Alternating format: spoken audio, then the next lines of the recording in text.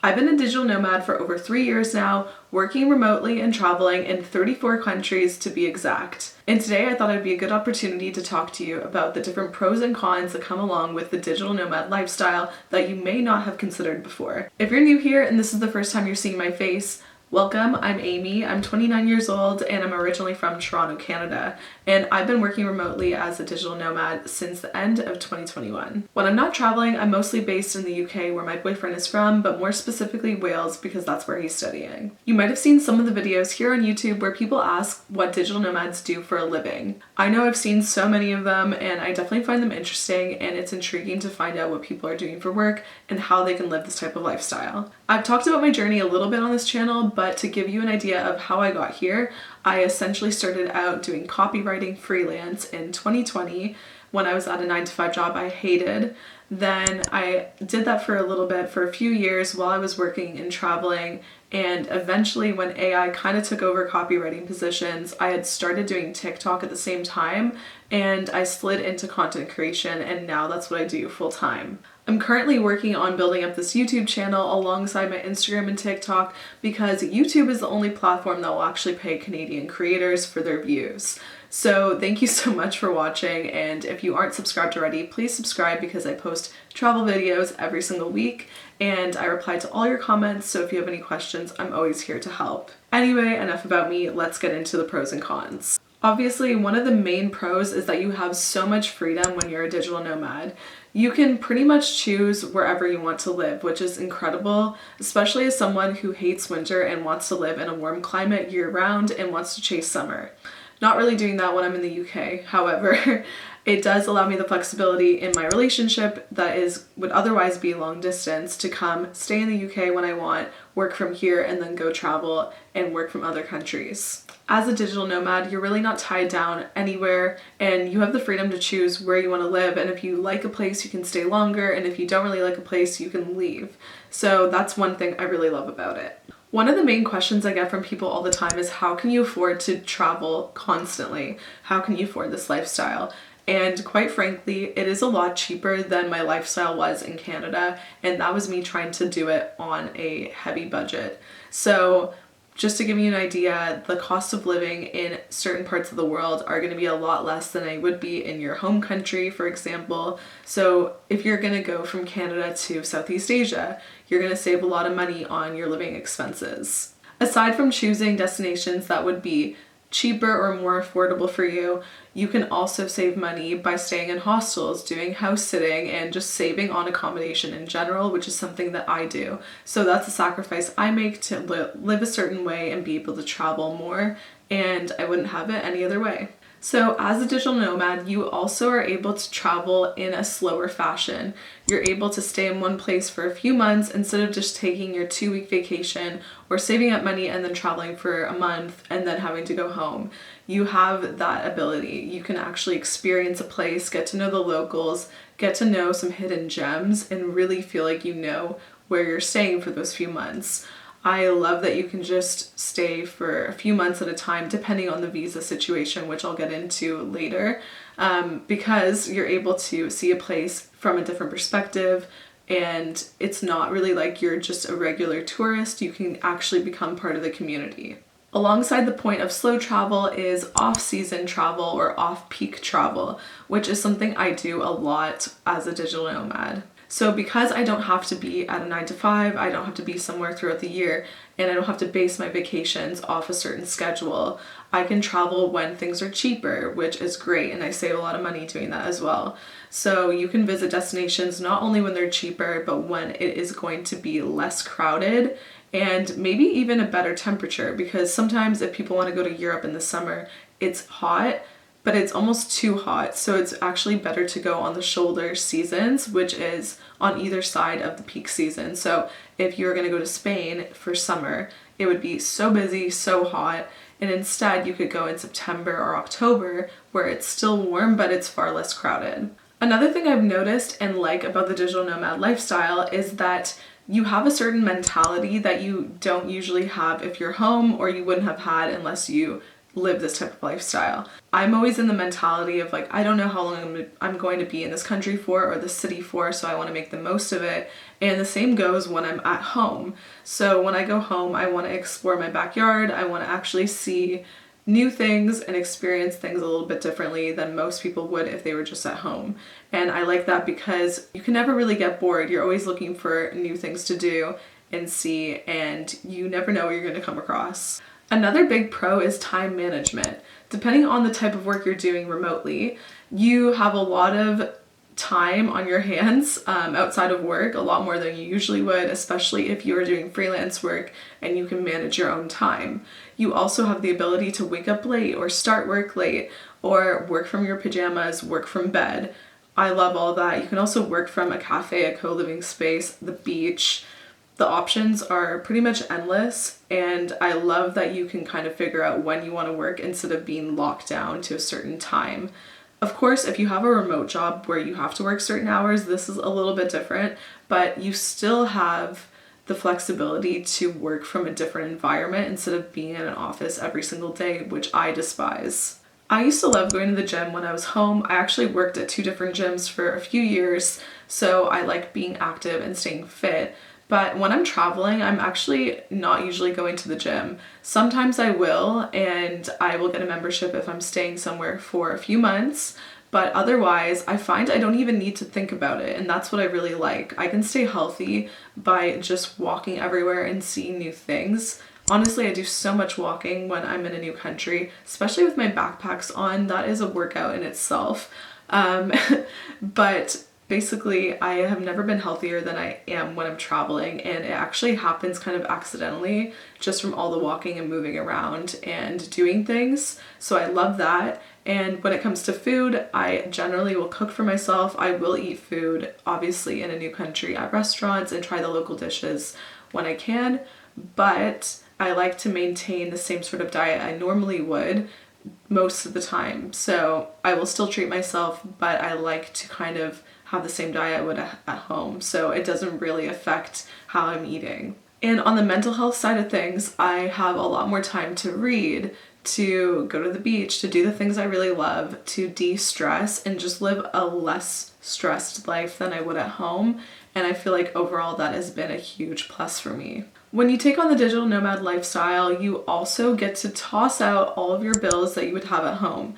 So you're no longer paying for rent, you're no longer paying for a car payment, a mortgage. Well, if you have a mortgage, you probably wouldn't be doing digital nomad life, or you might, who knows. But basically, you have a lot less bills than you normally would. And yes, you're going to be paying for housing in a different country, but you can find more affordable options or find housing for free by doing work trades and, like I mentioned, house sitting and other options. And even just using my SIM card and phone plan as an example, I used to spend around 60 or 70 Canadian dollars to have 3 gigs of data, and now I can use an eSIM pretty much anywhere I go, and I will spend a fraction of that. Even when I'm in the UK, I spend about $25, $30 and I get 15 gigs of data. So that is another thing that you just don't have to spend as much money on, especially if you're coming from Canada where phone plans are notoriously bad and expensive. Okay, sorry about the lighting, guys. It is going crazy in the background here. But anyway, another thing that I love about digital nomad life is that you have all of these new bucket list experiences and new experiences that you would just never have normally if you stayed at home. So aside from all the crazy bucket list things that I get to do, I also just love having new experiences where I'm meeting locals and getting to know culture a little bit better and understanding people from a different part of the world. Having the ability to cultivate these experiences for myself is truly a privilege, and I don't take it for granted. I love that I can do this with my day, that I can be in a new country, I can see things I would never ever see at home. Like, the amount of experiences I've had are already, in my lifetime already, are just insane. I have so many stories I want to tell my kids, my grandkids, my great-grandkids. So yeah, it's just really special, and you don't get those type of experiences if you were to just stay at home. I also love how you're never bored when you are a digital nomad. Honestly, I can't remember the last time I was bored. If you start to feel bored 5-10 minutes later, you can meet someone new, you can be going to see something cool with them, going on an activity, and there's just always something going on basically. If anything, you probably don't have enough time to yourself, which is something I'll get into in the cons, but I love that I'm never bored. If you aren't liking the place you're in, or if you are bored, you can just move on to go somewhere else. Digital nomads are usually a certain type of person, which means you're often going to get along with other digital nomads because you're going to have shared experiences, similar interests, so it works out pretty well. You're meeting like-minded people all the time, and that's something I really love. Of course, you're not always going to meet people you're going to vibe with and get along with right away. This is something I struggle with sometimes because it takes a bit of time to make those friendships, but you will meet really cool people no matter what. And this happens really easily as a nomad if you're staying in co-living spaces because other people are also working, and you can have the same sort of experience in a hostel, but it's a little bit harder because usually people are there to just travel. So it's harder to find that balance unless you're meeting other people at hostels that are also working remotely. All right, now let's get into some of the cons, starting with finding a balance between being social and being lonely, because this is something that can be really tough. So if you are staying at hostels or co-living spaces or anywhere where you're sharing a space with other people, you are gonna kind of run out of social battery at some point. It's nice that there's always something going on so you can meet people, but it's finding that balance of like having enough time to yourself. And sometimes you just need to take a few days to stay at a hotel or an Airbnb and then go back to a shared space. But then if you're spending too much time at an Airbnb or a spot where you are in your own room all the time, then it can also get lonely because you don't have the same community of people that you would have back at home. Now, this one might be a little bit niche and specific to me myself, but one thing that can get annoying for me is not having a space that you can call your own properly and not being able to like decorate your room or your house and make it feel more homey. So if you're only staying somewhere for a few days or a month, you're not really going to put effort or money into making the space something that you would call your own or your bedroom or your space or your house. So because of that, I think over time you can kind of feel like you're lacking your own space and something that's yours, and that's something that kind of gets on my nerves and annoys me after a while.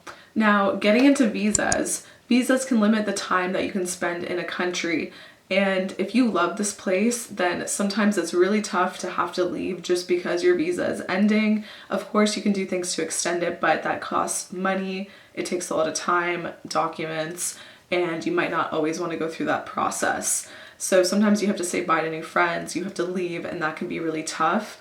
There are some ways to get around it sometimes, but overall it can just be really sad. So of course I am coming from a position of privilege, being Canadian, having a Canadian passport. I don't need to have a tourist visa for a lot of different countries, which makes it really easy to get around and stay in different places for a few months at a time.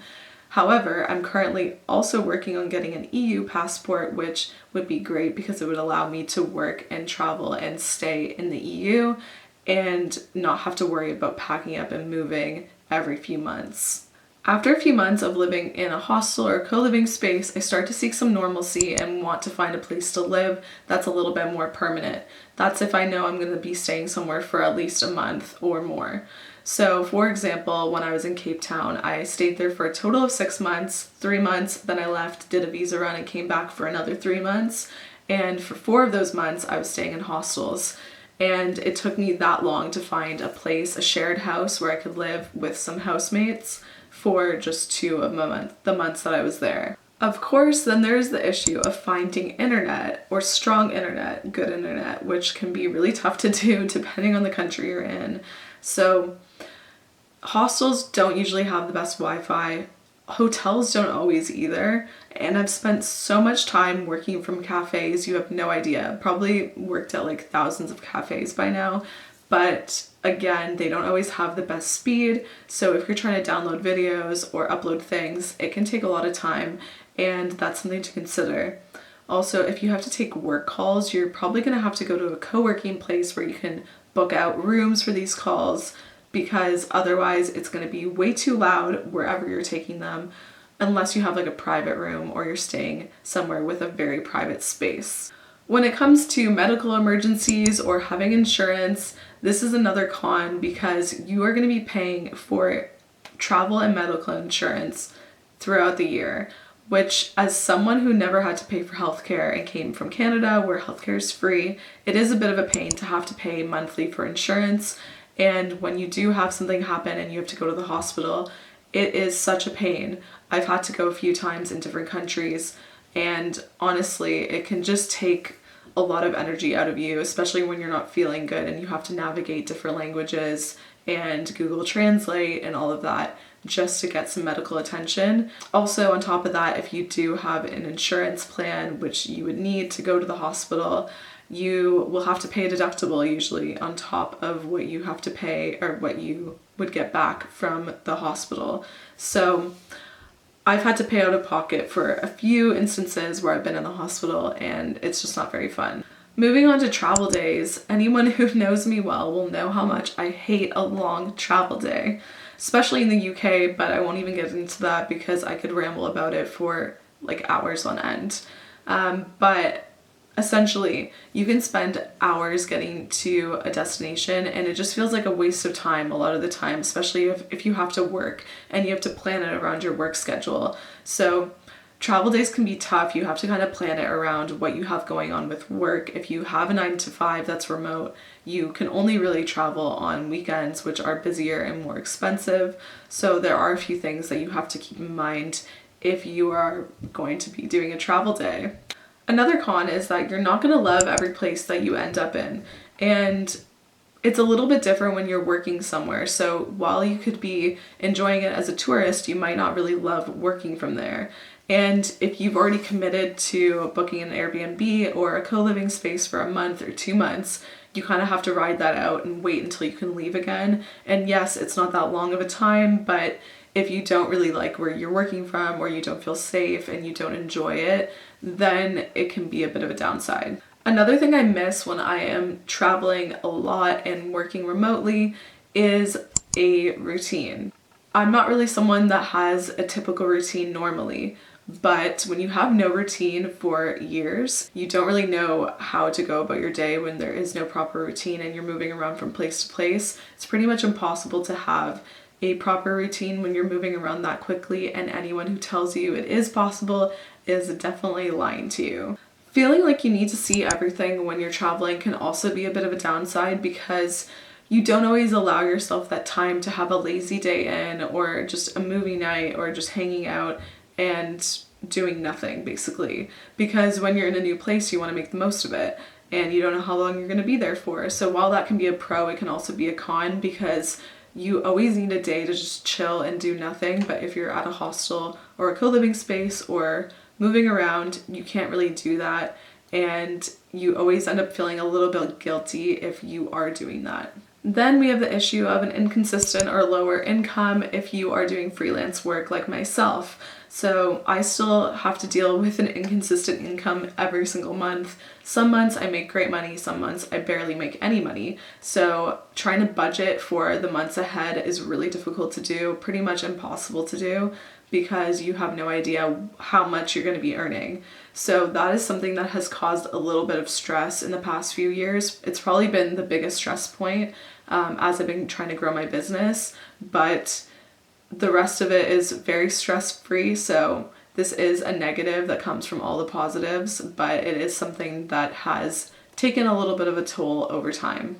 Gentrification is a huge problem in countries like Thailand and places like Bali, but it's also a problem in places like Colombia, where I was actually staying for 2 months and I got a lot of comments on my videos saying that I was contributing to the gentrification. So what does this all mean? Basically, if you are coming into a country and locals don't make much money, they can barely afford to live where they're living, and you come in and you are spending a lot of money, and you have the budget to spend more on housing, on food, and everything like that, prices will go up for everyone. And when you inevitably leave a month or 2 later, then the prices are still up for locals and they just can't afford this new this place that they grew up in and that they're from. And this is a problem we see all around the world, and I don't have the answer to how we can solve this, but it is something that comes up a lot and something you should be aware of. I am now considering destinations that aren't very touristy, that aren't gentrified, as options of places to go as a digital nomad, because I don't want to continue to make this a worse problem in countries that already have a big problem with gentrification. If you have any thoughts on this or what digital nomads can be doing to avoid gentrifying an area, then please let me know in the comments. And finally, you are going to miss your friends and family when you are away for so long. This happens to pretty much everyone, and you will get homesick at one point or another. It just depends on how long you're gone for and how much you miss those people. But of course, you're going to miss out on special events and occasions that you would normally be there for when you're home. But that is just part of the lifestyle and something that you have to accept if you want to be a digital nomad. So you may be wondering if the digital nomad lifestyle is worth it. And honestly, I'm starting to question whether or not it is. I'm not sure how long I'm going to be a digital nomad for, or if I just want to relocate to another country for a few years at a time and then maybe move somewhere else and really adopt more of a slow travel lifestyle. I'm still not really sure because the next few years are a little bit of a question mark, but I will keep you posted and let me know what you think about digital nomad life, if it's something that you're currently doing, if you want to do, if you have done and you've stopped doing. I'm just really curious to see what other people think about this because I have been doing it for a while. It's kind of lost the novelty now and I'm thinking about other options. So that's all I have on digital nomad life for today. Thank you so much for making it all the way to the end of the video. It means so much to me, all of your support. So thank you for being here, and I will see you next week for another video. Bye.